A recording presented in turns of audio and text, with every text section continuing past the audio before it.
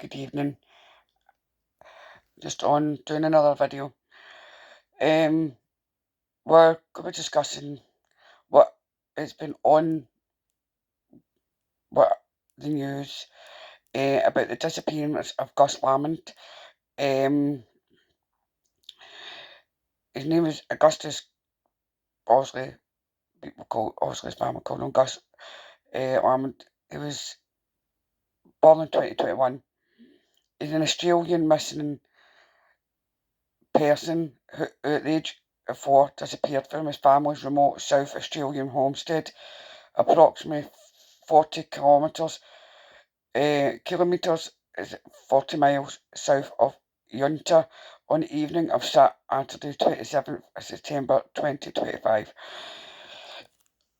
I have seen and heard so many things that the police have obviously scaled down, and obviously things. He's such a beautiful wee boy. There's stories that I don't know if it's true. I mean, they're sitting saying something about the dad, I think his name's Joshua, is very distant, and he stays quite a bit away from the mum and obviously the grandparents. They're using the fact that one of the grandparents is transgender. It's honestly, it's heartbreaking. This is nothing to do with somebody's gender. This is to do with a wee boy who's went missing. And I think people need to take account of that. It doesn't matter that somebody's genders, they're trans, and so, and what they're accusing them is things like that. With that, so obviously it is when you see the where they stay. I have a hard time actually believing that his dad came and picked up the wee boy, because according to the news report, they're saying that there's tensions. So between dad and they weren't keen on the grandparent being trans. Just because you're trans doesn't mean you're not a good grandparent or parent. But we don't know what's happened to this wee boy. He's just went missing. And I mean, if Australia is a hot country, and there's no way he would, if there's somebody so small, that it would last even a day alone without any water and any food. And the obviously the dingoes there's stories that, or maybe the dingoes, they wouldn't have, I mean, they wouldn't have touched him, because they would only touch him if they only touch things that are dead. The case saw coverage both across Australia, internationally, due to the unusual circumstances of the disappearance. The thing is, they didn't report Gus missing until about 8:30 at night. And he went missing hours before, about 3-4 hours before that. That's where it's going. If your small child, is went missing, you'd phone the police right away. And I mean, goodness sake, I mean, I remind, would have things on Facebook going, have you seen my, if they've not been in after about an hour, and if nobody's seen them, then I would kind of 5 minutes and go, right, okay, right, if they're not in, and then I would contact the police, especially when you've got children that are autistic, they've got a habit sometimes disappearing on you, so they have, especially as teenagers, because obviously their hormones are all over the place at that age. Oh, Gus was reportedly last seen outside by his grandmother around 5 p.m. on Saturday the 27th of September 2025, when she said she saw him playing on a mound of dirt. According to her, at 5:30 she went outside to call him in, only to find him missing. The family told police it searched for 3 hours before calling police. You call the police right away. The sun set approximately at 6:15 p.m, so at least 2 hours of that search would have been conducted in darkness, during which Gus was not responding to calls. I don't get why they didn't search the police, and I'm not going to say either way or whatever, but as a parent, I would, when your child goes missing, the first people they look at is the family, and obviously extended family, etc., because they stay right in the middle of nowhere. No, and I'm not even kidding. They stay in the middle. They're miles and miles away from what local people a lot anyway. So a large, because it's a lot of land they own. A large-scale search effort was undertaken in the days following his disappearance, which lasted 10 days but yielded no tangible pieces of evidence such as footprints, a hat, or clothing, and the search was subsequently scaled back from the 7th of October 2025. It's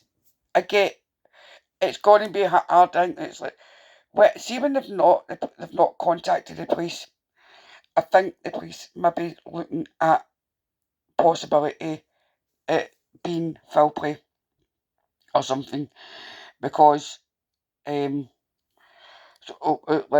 think they might be looking at mum, dad, grandparents, but obviously neighbours have come out and have said that their neighbours were so lovely, but just because you know somebody doesn't mean you really, really know them. So could have angry with Gus, and something's happened, or dad's came and got Gus, and just because obviously he knows who his dad is. He's at that age, he knows who his dad is, and just get in the car with him, and he just disappeared with him, or one of his dad's family members, especially if he's not been he's not come forward to see anything. Multiple footprints were found, however, both were determined not to be connected to Gus's disappearance. The police searched leveraged state emergency services, drones and helicopters, using infrared technology and Aboriginal trackers. And I'm going to tell you about the Aboriginal trackers pick up on scent, everything, because they know the land better than anybody. And I'm not joking, I remember them finding an old man. He'd obviously got lost to sun. He thought he was going one way and ended up wandered. And obviously his family got worried. It's like, where is he? And they found him within a day. So they did a day. I mean, these people are absolutely phenomenal people, but they get a lot of slack and all. They get a lot of stick, I should say.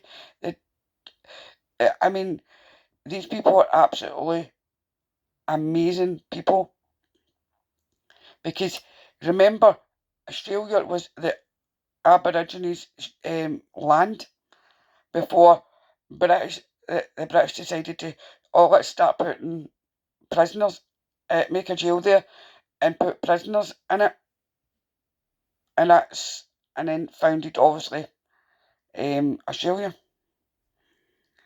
So it was their land. then they started making, obviously, the Aborigines speaking English and making them go to schools and things like that, which the search also included 48 members of the Australian Defence Force ADF, as well as trail bike and ADF teams, and a large number of community and family members. South Australian Police described it as one of the largest, most intensive and most protracted searches ever undertaken.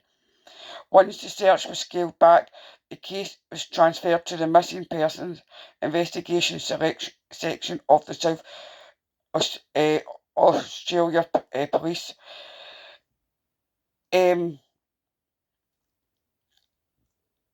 Obviously, I'm hoping and praying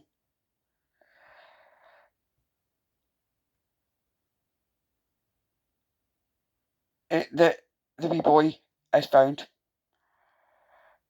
because it's like he is a wee boy, he is 4, and the fact is, now as they've given it to, I will keep hopefully get more updates on this, but because obviously it's a brand new investigation, I have for sure heard his face so people can share it, because if you stay in Australia, please share it, because somebody must know something. Somebody. He is a baby. He's a baby. You know what I mean? He's still a baby at 4. I mean, I'd be losing my head if that was my 1-year-old grandson. I mean, I remember it's like my kids were playing out the back, and I mean, my back is just a big square and it's all fenced off, but my youngest daughter managed to squeeze, and I mean literally, we don't know how she managed to do it, because there were so many adults, and she managed to thingy in it at a split second, squeeze herself through the barrier that no other. I mean, could obviously she was so small, and she took herself to my friend's shop, Carrots, and thankfully that he brought one of the neighbours obviously brought her back over, and I was like, that's it, done. I was like, you're not going out with your bigger siblings now, because you turn your mint back for 2 seconds, and that can all, literally that's what it can take, is 2 seconds. That's why, it's if you've got small children, don't ever, it's like, tonight I was in Asda with 2 of my sons, and there's parents allowing small children to just run all over Asda, touch everything, and nearly knocked me out my wheelchair. And I was like, excuse me, can you actually have get a grip of your children? Your children should be actually at your side and not banging into people. This is a shop and not a play area. Because even when my kids were small, I swear I had them, I was like, you do not move. I was like, because I have to open them even from small. You stay by mum's side, you don't move, you don't ask for anything in the shop. We're in, we're out, and when and you can play when we go back. But and still to this day, even my kids are adults and they're still right at my side. Well, of course they're at my side. One pushes me. It's still, we're all still together. And I've said to my daughter, look, when you've got the wee man, make sure he's on. It's like the wee, but it's just keep them attached to mum and attached to, so that they can't go far. It's for their own safety. If you're not going to take your child in a pram, make sure they're right at your side, because they could run onto the road. And I mean, the amount of times I've seen parents, and I don't care, I shout and bawl, and I'm going, look, your wee just ran after their ball onto a road where it's in the middle of the town, and they're sit, and they could get knocked down with a bus. I mean, and it's the city centre is extremely busy, and they've got a cheek to sit and argue with you, and I'm going, you're, to me, you shouldn't have a child if your child is wandering away behind you at 1, 2, 3, 4 year old, and you're walking and you're on your phone, too busy on your phone, somebody could grab your child. That child could be on the road. Always think of that. Keep your child beside you at all times. Even when you're in a play park, always keep, because you've got now no so nice people watching your children and taking videos and photographs of your children in play parks. I have been in many meetings about this, and it's something I fight, and I try and I stand up and fight against, so that, because to protect women, children, and men from being attacked and targeted all the time. So, but so something like this could some random person have went by in a car or whatever, or I mean, could he have wandered off and onto a road bit, and somebody's went off and he's went into a car? You've got to take everything into consideration. But if you're the police, you obviously they look at the parents, grandparents, and extended family, to rule everybody out first, and it's a procedure. It has to happen. We need to find this wee boy. We need to meet, because look what happened with Lily and Jack. They're still not found, and they've been missing from May. And this is now coming into November. What about William Arnold that went missing in Australia? It was, and he was with foster parents, but his foster parents were charged because they were no so nice to the other foster kids. So there's lots of things like this. But Gus was not a foster kid. That was obviously their child, grandchild. It's obviously so small that it's wandered off or something. Not what one of the parents or the grandparents has hurt the kid, and obviously, I mean, you do not want to think that a parent or a grandparent would hurt something being given to you. It is a gift from the universe, and that's what our children are. It's a gift, because they come here to awaken your soul, and to love them, to nurture them, so, and educate them and show them the right way in life. So see, please, if you stay in Australia, I'll find a number, the Australian police, and please, and I'll put it in the description, and but only, please do not, guys, phone up the police if you've not got any information, because do not waste people's time, because the amount of times I've seen that happening over the years is absolutely ridiculous. They get the parents, and I'm talking about innocent parents. They get their absolute ups, and they'll go above and they'll go up beyond. It's like the other children, like 3 children, went missing in Australia in the 60s, I think it was, and still to this day, no word, no nothing, and the parents went to their grave not knowing what happened to not one but 3 of their babies, thinking, oh, they're going to the beach, which wasn't far away. I still don't understand why children that young would have went to the beach. But as a lot of people say, things were different then, but it didn't matter.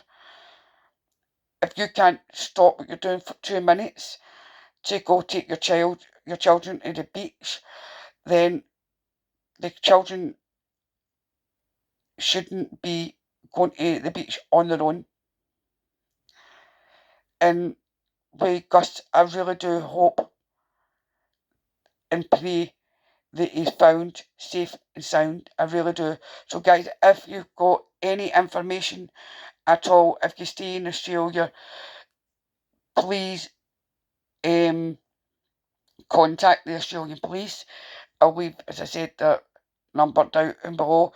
And don't go about sitting doing things that some idiot has done online and started an AI image of somebody with an AI image of Gus and getting the hopes up of the police, and they went and checked out it wasn't real. It wasn't real. So be careful, guys. Please be careful. But let's pray in our hearts. Let's keep your children close and tell them that you love them. And hope and pray that Gus and all these missing children, missing adults, are all found safe and sound. And if not, obviously their bodies are found, because I've been noticing a lot of bodies that have been found and from years ago that are now been found now, which is amazing. It means it's closure to that family. So let's come together and send in love and light, and good night.